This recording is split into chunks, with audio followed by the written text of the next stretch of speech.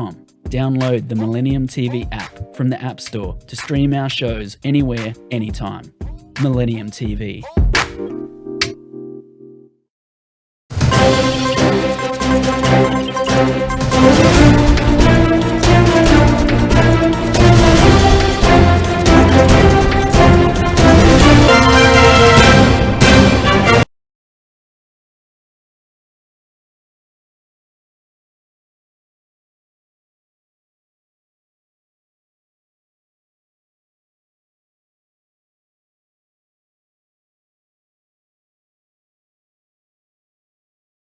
New York City, and yesterday, right? Something big happened. New York City schools, they actually reopened with hope and unfortunately anxiety.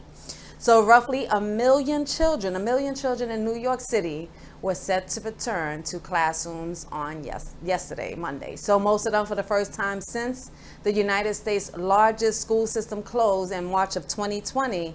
While the city reopened schools last fall for part-time learning, the vast majority of students chose to keep learning remotely. But with no remote option now available to almost all parents, classrooms will be full for the first time in a year and a half.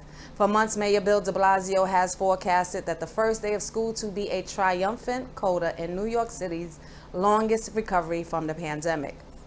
He said that this is going to be one of those game changer days, one of those days we remember when we turn the corner on COVID. He said that during a news conference just last week, and about 600,000 families, most of them Black and Latino, kept their children learning from home last year. And this year, while parents are more receptive to reopening schools, some say that they would like to wait at least until their young children are eligible for the vaccine. Only children 12 and older are currently eligible, and younger children may not be until later in the year. That's at the earliest. The mayor has remained resolute that the school year will proceed normally with safety measures in place, but it is still possible that significant in-school transmission this fall could force many school buildings or even the entire system to shut down temporarily. City schools saw remarkably low virus transmission in their buildings last year, but most schools were at significantly reduced capacity. So even with a transmission rate of 0.03% as of the end of last year, quarantines were still a regular occurrence. Mayor de Blasio has acknowledged that he does not expect all children to actually return to school this week, since some parents have informed that their principals that they want to wait a few days or even weeks to see how the reopening goes. And I don't blame them at all. We're going to move on to our next story. And next, New York hospital, they pause baby deliveries as maternity workers quit over vaccine mandate. A hospital in New York is pausing child deliveries due to several employee resignations in the maternity unit over the state's coronavirus vaccine mandate that requires at least one dose of COVID-19 vaccine among the employees of all New York hospitals and long-term care facilities by September 27th. At a recent media briefing, Chief Executive of the Lewis County Health System, Gerald Kaya, said that the Lewis County General Hospital in Lowville will not be able to safely staff the service after September 24th. The number of resignations received leave us no choice but to pause delivering babies, Kaya said. On the 30, 21 worked in clinical areas, adding that there were still 165 employees in the Lewis County Health System who have yet to receive at least one dose of COVID-19 vaccine. That's 27% of the workforce. He further explained that it is unclear when the unvaccinated employees will get their shots. And in mid-August, former New York Governor Andrew Cuomo announced that the September 27th deadline for state employees working in hospitals and long-term care facilities to get at least one dose of the vaccine. Kaya said it is a hard deadline before us and nothing that other hospital units were at risk based on the number of unvaccinated individuals in those departments. He asked the State Department of Health to support the hospital's decision to pause child deliveries instead of completely shutting down the maternity unit. Yeah, that's a lot going on. A lot going on. Next, we're going to move on, and we got.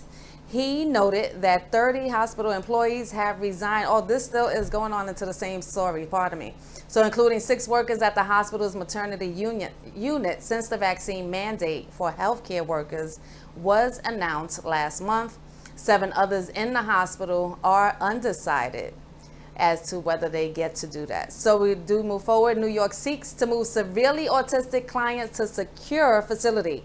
The parents of adults afflicted with conditions such as severe autism say that they are being forced by a state agency to choose between sending their child to a fenced-in institutional facility in the far reaches of the Adirondacks, or face the prospect of losing funding for their long-term care. Really tough situation. And in this situation, it has rankled a group of state lawmakers who say that the practice put in place under former Governor Andrew Cuomo is an apparent cost-saving measure that exploits a loophole in 2014.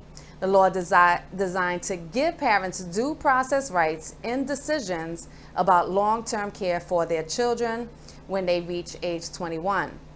Some parents say that they have been left with no alternative to sending their disabled children to what they feel is a remote and prison-like facility that apparently houses individuals convicted of crimes such as child sex abuse or those who have been deemed incompetent to stand trial. The state has recently been informing some of these parents that their funding for out-of-state treatment will be discontinued, but they can transition their child to the remote facility in Tupper Lake. Havesi believes that the agency is exploiting a specific point on the timeline after graduation, but before the disabled person's 21st birthday, to impose a residential placement before the activation of the due process rights that could give their family more sway in their treatment decisions. And lawmakers suspect that the policy was put in place to reduce the state-funded cost of residential treatment by funneling New York residents from out-of-state schools and group homes into New York-run institutions. OPWDD is committed to identifying appropriate services to meet every person's needs and to create a person-centered plan to support them in New York once they complete their education in another state. And OPWDD works closely with each student and their family to identify an appropriate in-state placement that will meet their specific needs to ensure that the student can return to New York, which is their official place of residency, to receive appropriate adult services at the time that they complete their education. And that will be at the end of the school year in which the student reaches the age of 21. The agency also said it has limited authority on an emergency basis to fund continued placement at an out-of-state school once a student has graduated. The agency also stated that they can only take place until an appropriate adult placement in New York is available. Wow. And next we're going to move on. All of New York City's 472 subway stations now have security cameras. Thank goodness. I have not been on the train. I say this all the time. I haven't been on the train since the pandemic hit.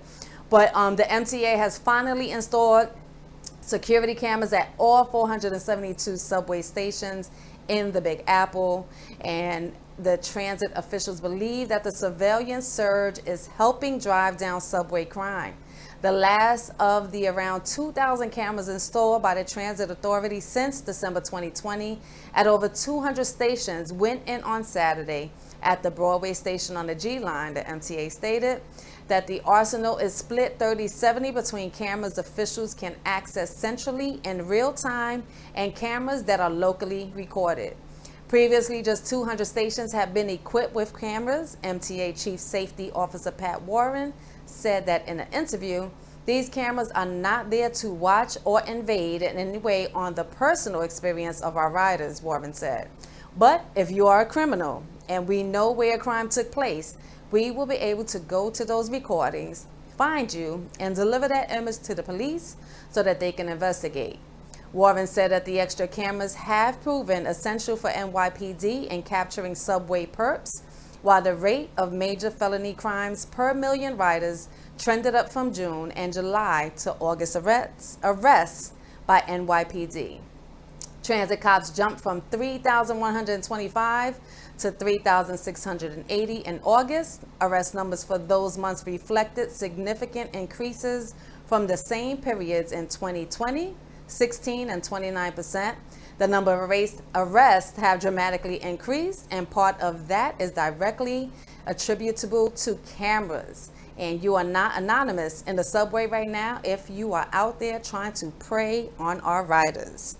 The subway saw 2.19 major felony crimes per million riders in August, which was a spike from July and June, according to the newly released NYPD data.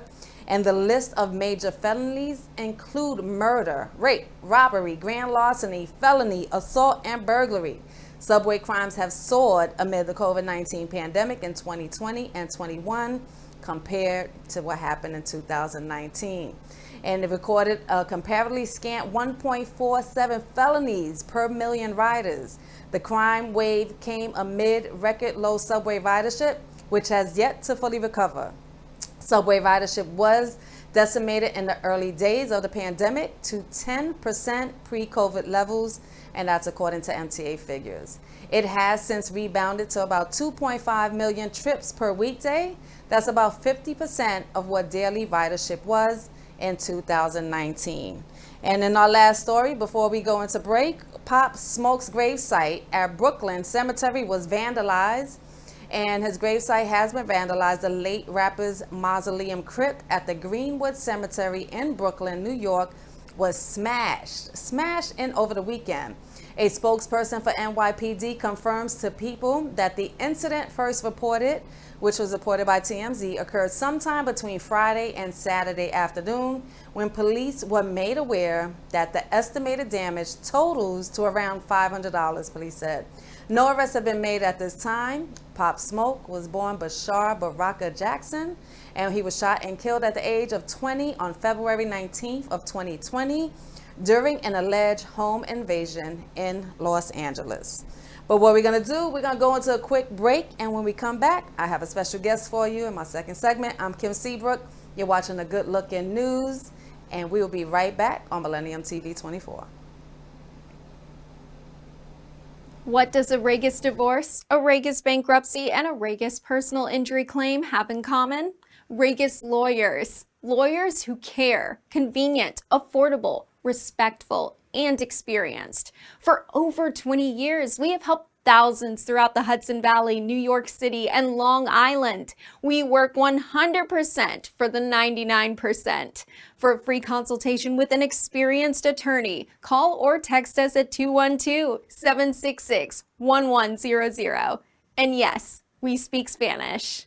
Millennium TV, bridging communities worldwide. We broadcast diverse international content from Europe, Asia, Africa, and now right here in the USA. Watch us via Roku on your smart TV. Submit your own content to 1530entertainmentllc@gmail.com. Download the Millennium TV app from the App Store to stream our shows anywhere, anytime. Millennium TV.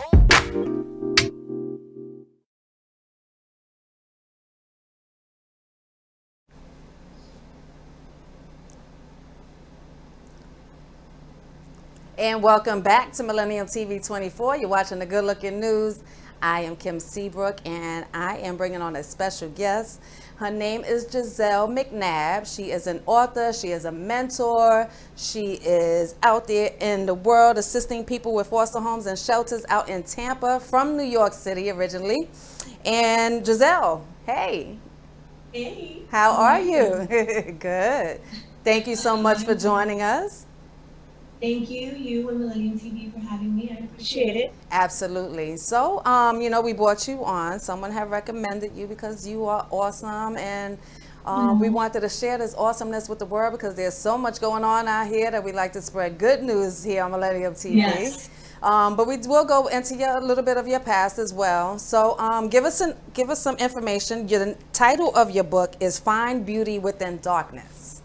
Yeah. All right. So the title came. It took me forever to find the title. That was the biggest thing. I work with a publishing company local. They're owned by women, and I think I spent about 3 months seriously trying to find the right title. And one day sitting in the car with my daughter, unfortunately she came from like a troubled relationship.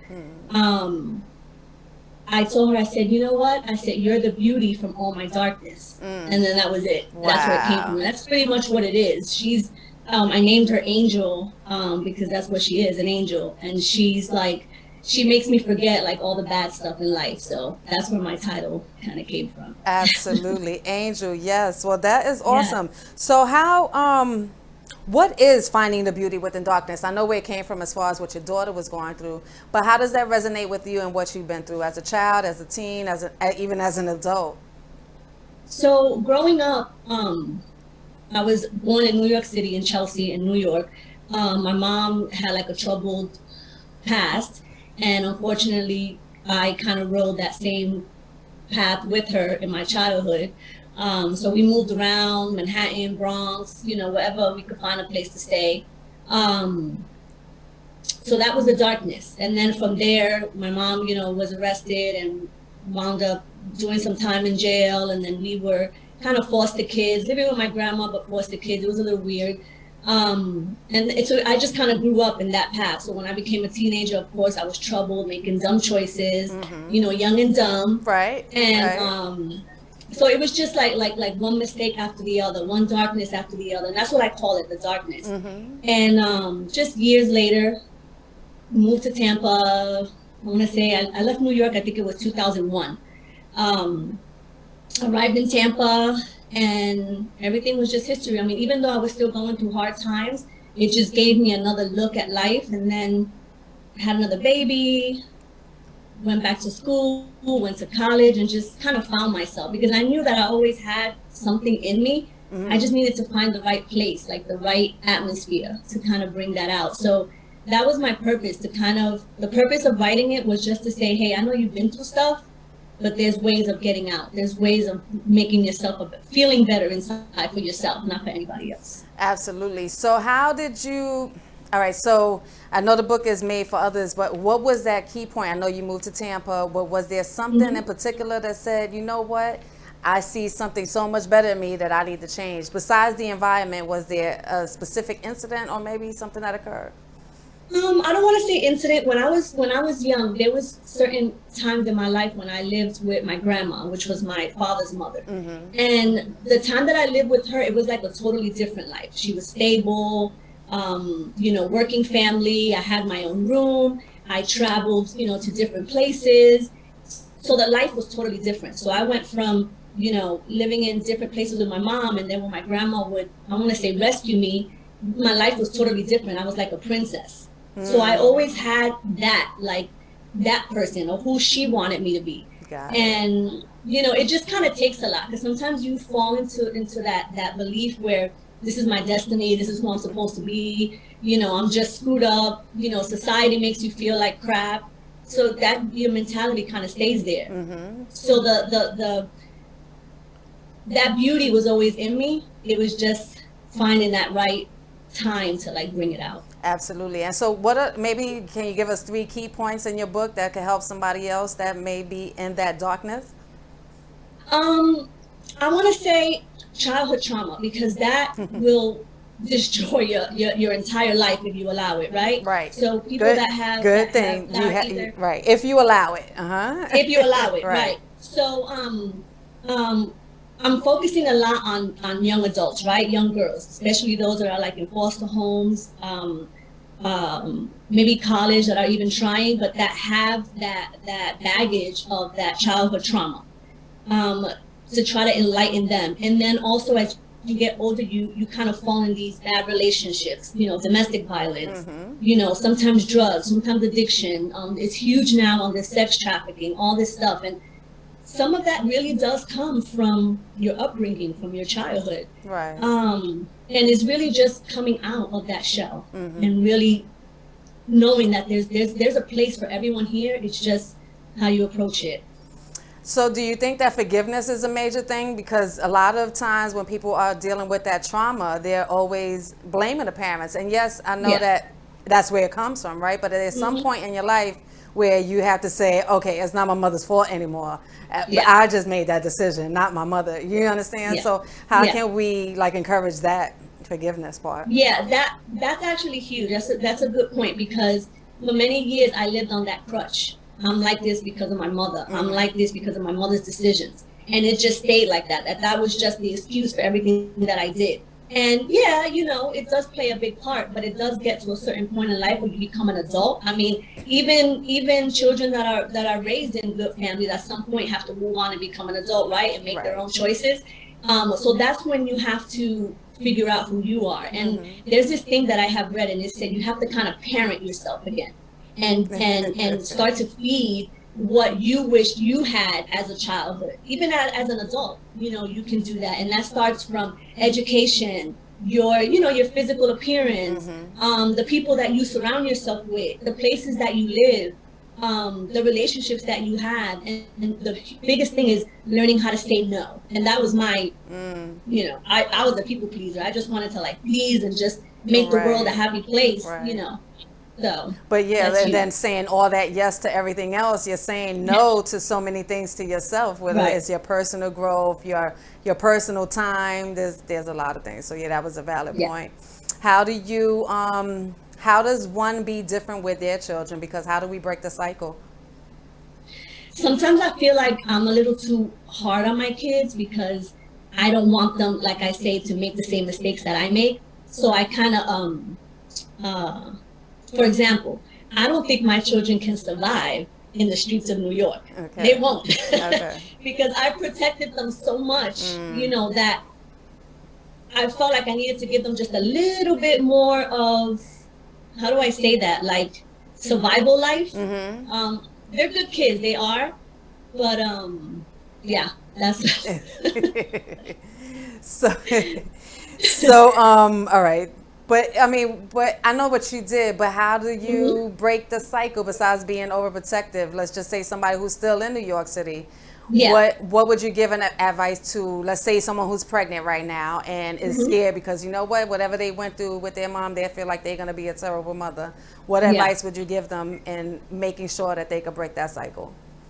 I think the number one thing is to figure out what do you think caused you to make bad decisions, and then kind of instill that in your children. For example, stability. Stability is huge. I know sometimes it's tough, but man, if you can instill stability in your children, that is the biggest thing right there. I check my kids' book bags. I check my kids' phones. It's just things like that, because you have to be more aware of what's going on. If people when I was younger were more aware of what I was doing out there, and getting pregnant early and just being out all hours of the night, I think I could have led a different path. So that's where I'm at with my kids. I'm more involved in their life and trying to figure out what is it they're doing, who they're around, things like that. So. I definitely understand. And so let's talk about what's going on in Tampa now. You're about to you're waiting for your non-for-profit to go through, right? Yes. All right. And talk to us. Let us know what's going on in Tampa. What plans you have. So when I first sat with these ladies with the publishing team, I told them, I would love to write a book. I've been writing for 10 years. If you go into my Microsoft, it's like 2003, 2004, that, because it was therapy for me, to just kind of write the feelings that I was having. And but I said it needs to have a purpose. I'm just not going to write a book because I want to write a book. Do you know how many people in this world have gone through stuff probably 10 times worse than me? I said it has to have a purpose. So what we're doing is the book now, the proceeds for the book are going towards the nonprofit. So the nonprofit is to assist women in domestic violence shelters, and like I said, young girls in foster homes, and it's assisting with different things, whether it's hygiene products. I have to start small. I really don't know where this is going to take me. This is kind of new for me. Or even have speakers, or maybe help them with school books, just little things like that to kind of get my feet wet and understand, what it is, to have a nonprofit. On top of that, we're also I'm kind of having my own material. So we're doing a self-help workbook to kind of help them figure out what their goals are, where their downsides are, and build them up through a quick workbook, because I have a short term, what do they call that? I get bored quickly. Yeah, So I don't want your attention span. Yes, I get it. Right, right. Right. Either catch me now or I'm gonna run and forget about Exactly. it. Right. I'm giving you 30 minutes. That's all I'm giving you. After Right. that, I'm not going to remember anything you said. Right. So I created a small workbook. It's nothing, huge, but it points out all the facts of what we need in life, what we need, what's bothering us, how can we fix it, what can we do to make it better, who's surrounding us that's just not giving us that positive feel that we need. Because I think your surroundings is like huge in life. So I want to present it with my own material. So that's the next publication that we're working on now, which is exciting. So Got it. So I know we're going to be running out of time in just a few minutes, but before we do, what are some any motivational things that you want to say to someone who may be going through something right now, young girls, how to inspire them, how to keep them, going and let them know that, there is a purpose? What would you tell a young lady? I want to say reach for the stars. And I know that sounds like everybody says that, but really, really reach for that feeling you get inside when you see something and you say, man, I want to have that, or man, I want to drive that car, or man, I want to, do that. You can do it. Find schools. There's so many counselors in schools that'll help you, get into, an educational thing that you may need, or local communities that have people that help you with whether it's housing, whatever it is that you're going through, go for it. Even if it doesn't happen at that moment, it will, as long as you keep fighting for it. I'm someone, for example, I could apply for a credit card and I'll get denied. And I'm like, why? Everything is good. I have to go through like all these different steps because I won't give up. You need to tell me why didn't, what can I do? And that's really what it is. Be hungry, fight for what you want, and you can do it. Don't let anybody shut you down. That's really the biggest thing. No, that's awesome. That's the right thing to say. Absolutely. You keep going. Like if you getting denied, well, why am I getting denied? You got to give me an answer, right? You ain't just going to tell me no, right? Yeah. Why Can is I it speak no? to your manager? Right, basically, yeah. Can I speak to a manager? Perfect way, right? You're not just going to tell me no. You got to give me a reason. Absolutely. You got to give me a reason. Yeah, because there's a purpose for everything, right? So, right. There's a will, there's definitely a way, and you can do it. Because when I tell you, I came from changing a Windex bottle just to get milk. I survived on my family making $11 an hour with no child support. So sometimes people see me now and they're like, oh, you good. I'm like, let me show you 10 years right. of this path. And then you can, see where I am now. So that's what I want to kind of get into these young girls' minds, that you can do it. Absolutely. And please let us know how we can find your book, how we can support you. Let us know everything, please. Well, right now I'm on Amazon, which is like the easiest way. You can search Find Beauty Within Darkness and it'll pop up. Also in all bookstores, Nook, Kindle, and all those ways. I'm building a website now, so hopefully that'll be soon. If not, I'm on Instagram at Giselle McNabb, author. Okay. And that's my contact. Awesome. Well, Giselle, do you want to say anything else before we wrap it up? Well, I want to say thank you to you for giving me this opportunity. I mean, all exposure is great exposure. And God bless everyone out there. I hope everyone is doing well. I know right now the rates for domestic violence and children in homes are skyrocketing. Oh gosh, yes. And just be kind. That's really be kind. You said it. I got goosebumps just by it. Absolutely. You heard it here from Giselle McNabb. Yes, I am Kim Seabrook. You're watching the Good Looking News. We want to thank you as well for being a part with us today and hanging out and telling us your story. And we'll be right back.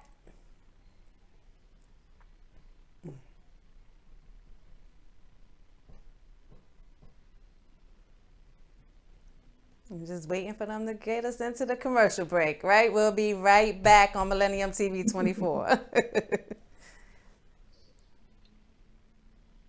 What does a Regis divorce, a Regis bankruptcy, and a sweetheart. Regis personal injury claim have in common? You're welcome. Regis lawyers. Yeah, it's it. Lawyers I'll be who in touch. care, convenient, affordable, respectful, and experienced. For over 20 years, we have helped thousands throughout the Hudson Valley, New York City, and Long Island. We work 100% for the 99%.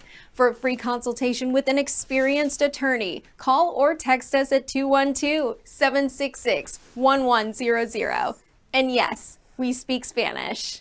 Millennium TV, bridging communities worldwide. We broadcast diverse international content from Europe, Asia, Africa, and now right here in the USA.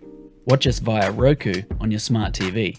Submit your own content to 1530entertainmentllc@gmail.com. Download the Millennium TV app from the App Store to stream our shows anywhere, anytime.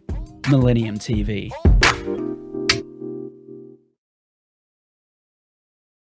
And welcome back. Again, we want to thank Giselle for, tuning in with us and hanging out with us on the Good Looking News. You're watching Millennium TV 24. We're going to proceed with what's going on in Oklahoma. Oklahoma, the board urges governor to commute death sentence. Oklahoma's Pardon and Parole Board on Monday recommended that the governor commute the death sentence of Julius Jones, who has maintained his innocence in a 1999 killing that has garnered national attention. The 5-member board voted 3-1 to recommend Jones' sentence be commuted to life in prison after board member Scott Williams recused himself because of a professional relationship he had with one of the attorneys who spoke on Jones' behalf. Republican Governor Kevin Stitt ultimately will decide the fate of Jones, who claims he was framed for the 1999 shooting death of Edmond businessman Paul Howell. Monday's vote came after several hours of testimony from members of Howell's family, prosecutors who tried the case, and attorneys and supporters of Jones. Kelly Doyle, another Stitt appointee who voted in favor of commuting Jones' sentence, said that she agreed with Luck and noted there were mitigating factors that she had considered, including the fact that Jones, now 41, was 19 when Howell was killed during a carjacking. Jones alleges that he was framed by the actual killer, a high school friend and former co-defendant who was a key witness against him. But Oklahoma County District Attorney David Prater and state's former Attorney General Mike Hunter have said that the evidence against Jones is overwhelming. Information from trial transcripts shows that the witnesses identified Jones as the shooter and placed him with Howell's stolen vehicle. Investigators also found a murder weapon and a bandana with Jones' DNA in an attic space above his bedroom. Jones claimed in his commutation filing that the gun and bandana were planted there by the actual killer. And next we're going to move on. And in our next story, we have George Floyd. The fund has awarded over $50,000 in scholarship. A fund set up to honor George Floyd and raise awareness about racial injustice said Monday that it has awarded more than $50,000 in scholarships since it was created. The George Floyd Memorial Foundation said it has recently given scholarships valued at $1,000 to 15 law school students, scholarships valued at $10,000 to interns, and $2,500 in scholarships to undergraduate students. The foundation said it has also awarded $25,000 to Fayetteville State University, which is a historically black college in North Carolina. Foundation Executive Director Jakari Harris said that the scholarships keep Floyd's memories alive and support students. Our hope at the George Floyd Memorial Foundation is that these high-achieving students will become attorneys, activists, and scholars who will work to ensure that people are treated fairly around the world, Harris said. And Bridget Floyd, who is George Floyd's sister and founder of the George Floyd Memorial Foundation, said, "As the days, months, and years go by, one thing is true. My brother George's death truly changed the world, and by offering support to these students, it will allow us to continue to bring hope to those who are in need." The George Floyd Memorial Foundation is based in Fayetteville, North Carolina, and it was created in August 2020 and focuses on raising awareness of racial injustices, police brutality, and ensuring everyone's civil rights are protected. Floyd, a 46-year-old black man, of course, died May 25, 2020 after a white former Minneapolis police officer knelt on the neck as Floyd said he couldn't breathe. That officer, Derek Chauvin, has been convicted of murder and manslaughter and sentenced to 22.5 years. 3 other former officers await trial on aiding and abetting counts. And in our next story, Indonesia arrests key leader in Al-Qaeda link group. Indonesia's elite Counter-Terrorism Squad has arrested a convicted militant and suspected leader of an Al-Qaeda-linked group that has been blamed for a string of past bombings in the country. Indonesia police stated Monday that Abu Rusdan was seized late Friday in Bekasi near the capital of Jakarta, along with 3 other suspected members of Jemaah Islamiyah, police spokesman Ahmad Ramadan said. He is currently known to be active among the unlawful Jemaah network leadership. And Ramadan told us, Indonesian authorities consider Rusdan to be a key figure in the Jemaah, which the U.S. has designated a terrorist group. The shadowy Southeast Asian network is widely blamed for attacks in the Philippines and Indonesia, including the 2002 bombings in the Indonesia resort island of Bali that killed 202 people, mostly foreign tourists. Ramadan described the arrest as part of a broader nationwide crackdown on the group, and police are still searching for other suspected members that followed tips that was recruiting and training new members in Indonesia. Indonesia's counterterrorism crackdown has been ongoing for months already. And in the past year, Indonesian officials say counterterrorism forces have captured dozens of militants and suspected members of the Jemaah, including its alleged military leader, Zulkarnain, who had been wanted for more than 18 years. Militant attacks on the foreigners in Indonesia have been largely replaced in recent years by smaller, less deadly strikes targeting the government, mainly police and security forces inspired by Islamic State group tactics abroad. And next we have in technology, internet funding rule could favor rural areas over cities. Cities and urban counties across the U.S. are raising concerns that a recent rule from President Joe Biden's administration could preclude them from tapping into the $350 billion of corona release aid to expand high-speed internet connections.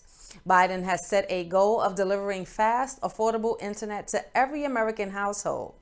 The massive American Rescue Plan took a step forward that by including broadband infrastructure among the primary uses for pandemic aid flowing to each city, county, and state.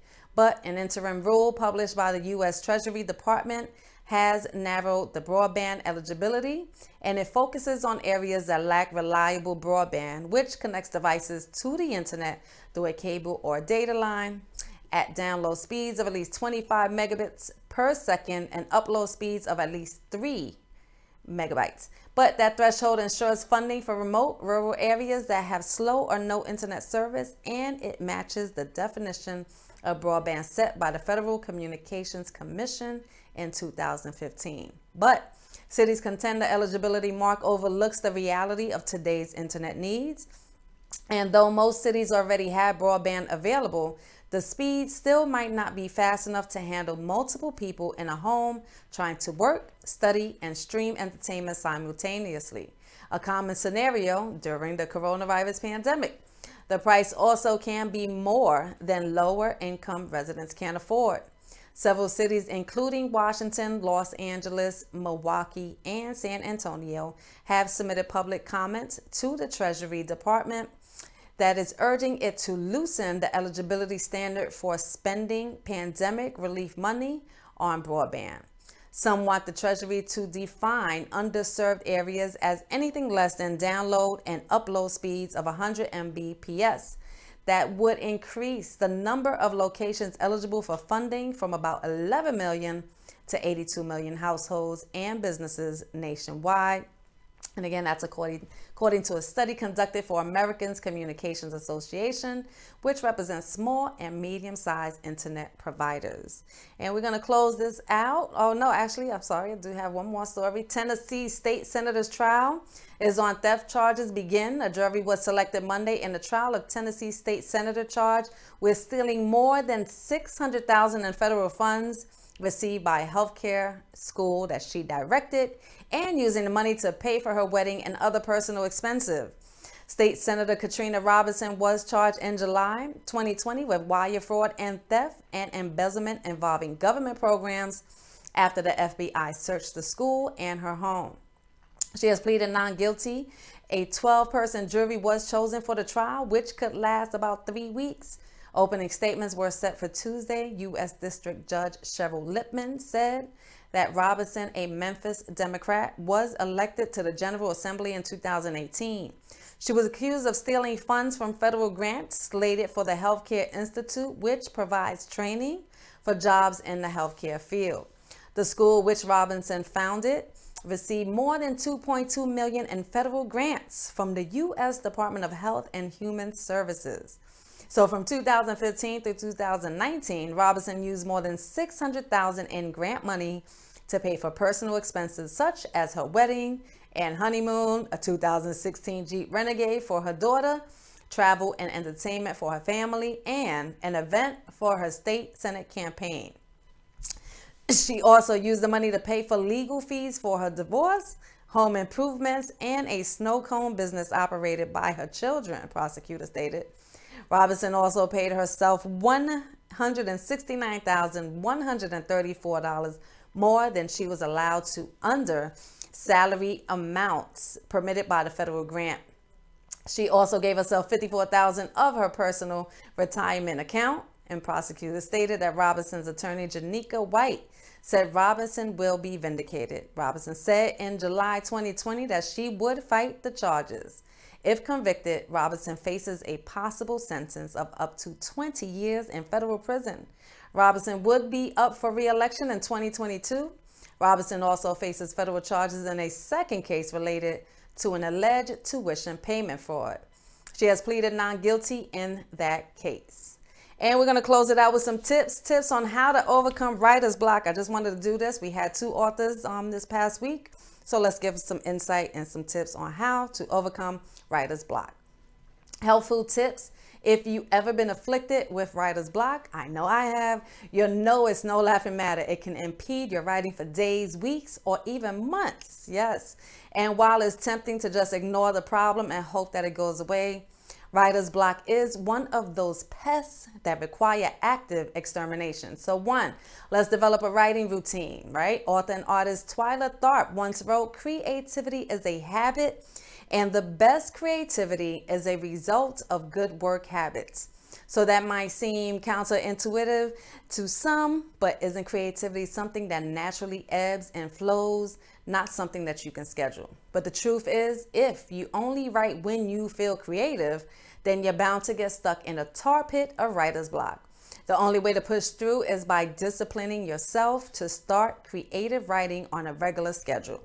So it might be every day, every other day, or just on the weekends. But whatever it is, stick to it.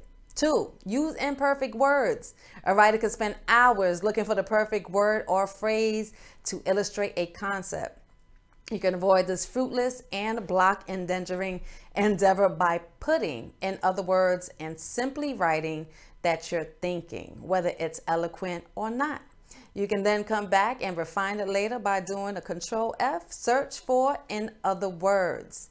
And next, number 3, do non-writing activities. Children books. Editor Maria Tunney finds that one of the best ways to climb out of a writing funk is to take yourself out of your own work and into someone else's. Great tip. Go to an exhibition, to the cinema, to a play, a gig, eat a delicious meal. Immerse yourself in great stuff and get your synapses crackling in a different way. Snippets of conversation, sounds, colors, sensation will creep into that space that once felt empty. Perhaps then you can return to your own desk with a new spark of intention. Next, relax on your first draft. Many writers suffer form perfectionism, which is especially debilitating during a first draft. Editor Lauren Hughes says blocks often occur because writers put a lot of pressure on themselves to sound right the first time. But a good way to loosen up and have fun again in a draft is to give yourself permission to write imperfectly. Nobody's perfect. Remember that. Perfect is the enemy of good. So don't agonize about getting it exactly right. You can always go back and edit, maybe even get a second pair of eyes on the manuscript. But for this first time around, just putting the words on the page is enough. And next, don't start at the beginning. By far, the most intimidating part of writing is the start. Yes, it is, when you have a whole empty book to fill with coherent words. Seriously. Just talking about it makes us break out in the cold sweat, right?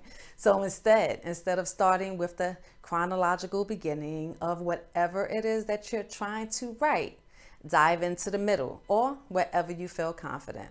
And that's just a few tips, but you'll feel less pressure to get everything right straight away because you're already at the halfway point. And by the time you return to the beginning, you'll be all warmed up. Oh, one more thing. Take a shower. Why? Because it's not about personal hygiene suggestion. Have you ever noticed that the best ideas tend to arrive while you're in a shower or while you're doing other mindless tasks? Right. Well, there's a scientific reason for this. Research shows that when you're doing something monotonous, such as showering, walking, or cleaning, your brain goes on autopilot, leaving your unconscious free to wander without logic-driven restrictions. So in other words, you're more able to daydream and make creative connections that you might otherwise miss. So lather, rinse, and repeat until you kick that block to the curb. And my name is Kim Seabrook. You've been watching the Good Looking News on Millennium TV 24. Don't forget, download the apps on your iPhone, your Android, Apple TV, or smart TVs. Oh gosh, I feel like I forgot. Oh, Amazon Fire Stick and your Roku TV. There we go. Don't forget, download us, support us, as we will continue to support you. I'm Kim Seabrook again. You're watching the Good Looking News, Millennium TV 24. We'll see you next time.